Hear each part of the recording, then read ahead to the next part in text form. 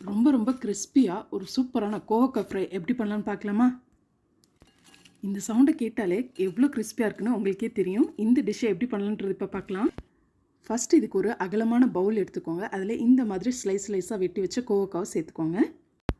இது கூடவே பார்த்திங்கன்னா 1 டீஸ்பூன் அளவுக்கு மிளகாய் தூள் சேர்த்துக்கோங்க. கூடவே 1/2 டீஸ்பூன் அளவுக்கு சோம்புத்தூள், 1/2 டீஸ்பூன் அளவுக்கு மல்லித்தூள் சேர்த்துக்கோங்க. அண்ட் 1/4 டீஸ்பூன் அளவுக்கு மஞ்சள் தூள் சேர்த்துட்டு இந்த டிஷ்க்கு தேவையான அளவு உப்பு சேர்த்துருங்க. ஒரு 2 டீஸ்பூன் அளவுக்கு கார்ன்ஃப்ளவர் மாவு சேர்த்துக்கோங்க. எல்லாம் சேர்த்ததுக்கப்புறமா கொஞ்சம் கொஞ்சமாக தண்ணி விட்டு நல்லா மிக்ஸ் பண்ணி கொடுத்துருங்க. மிக்ஸ் பண்ணதுக்கப்புறமா ஒரு 1/2 அன் ஹவருக்கு கொஞ்ச நேரம் அப்படியே விட்டுருங்க, இருக்கட்டும். கரெக்டாக ஒரு 1/2 அன் ஹவருக்கு அப்புறம் நீங்கள் நல்லா எண்ணெயை சூடு பண்ணதுக்கப்புறமா கொஞ்சம் கொஞ்சமாக போட்டு ஃப்ரை பண்ணி எடுத்துருங்க.